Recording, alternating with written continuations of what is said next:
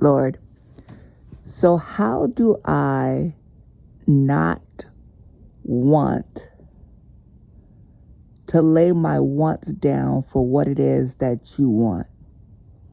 To empty myself of my wants and my desires, while still fighting for and contending for what I want. Sometimes I feel like I am supposed to pray for a certain outcome, that I am supposed to contend and fight for a certain outcome. But in all honesty, I have trained myself to not have to need a certain outcome, that I put that outcome in your hands. So in my spirit, when I feel fight for this, fight for that, pray for this, pray for that, contend for this, go all in for this, war for this, my thoughts are, it would feel inauthentic to, because in reality, I just want what you want. It is not something that I say. It is something that I've realized that contend with what you want, so I lay my wants down. I feel like it is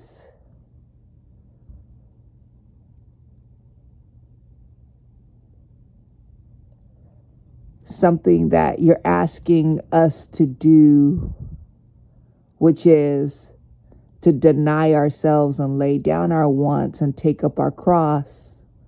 And that's really where you want us, is without want, without even need. But then in the next breath, it is fight for, have faith, and contend for.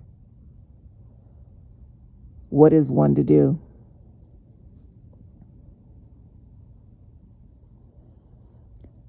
Jennifer, you have to make sure that your heart is submitted and surrendered to me, and that you've allowed me in the deepest recesses of your very heart to cleanse it, to purify it, and that you've actually spent time with me to make deposits there.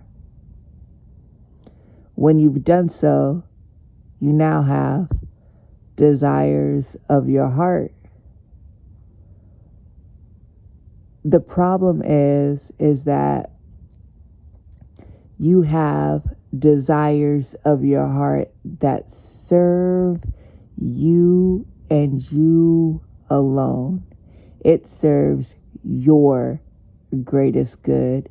It will feed your ego. It will feed your vanity. It will validate you in some way. Those are the desires of your heart that do not come from me.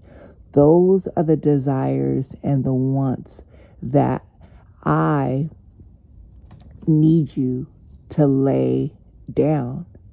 But when you search your heart, you will see that there are desires to love and to serve me and others.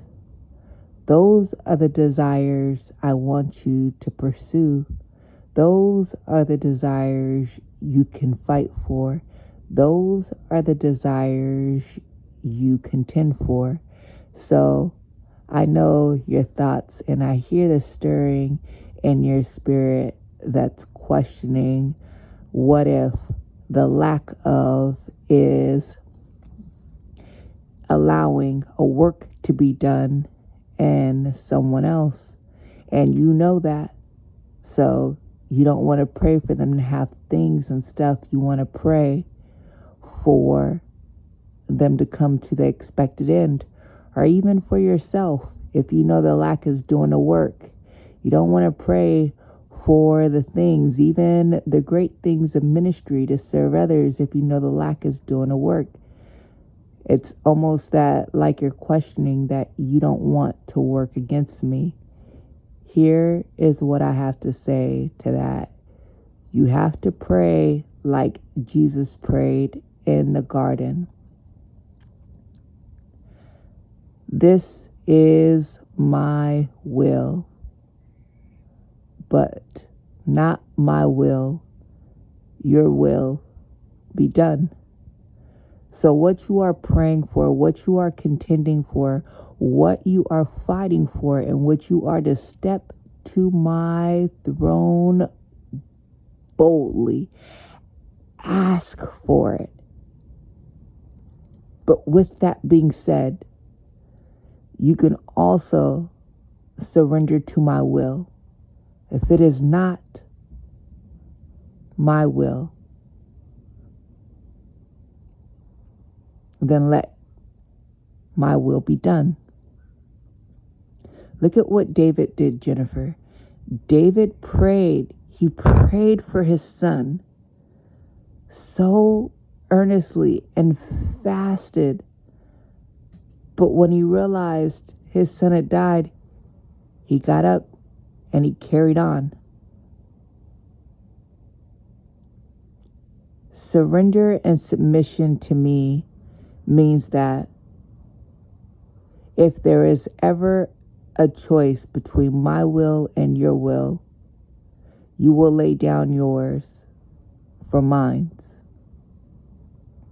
That you have put my highest good, my desires for you, my wants before yours. You have to know that your will, your want, your desires are not always out of sync with my will, my want, my desires. Sometimes they're the same because I give them to you. And when they are not, you defer to mine.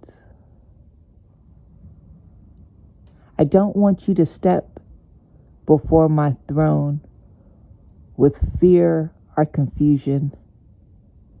I don't want you to step before my throne with this defeatist attitude that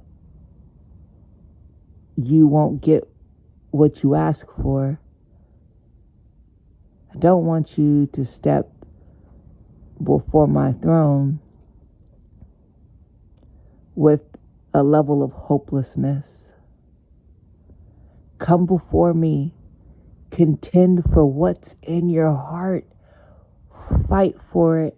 Pray for it. Fast for it. Do whatever you have to do for it. It's okay. But be willing to say, when it comes down to yourself, when it comes down to others, Father, let your will be done. Does that make sense, Jennifer? Yes. Ask me boldly. Let me work out the rest.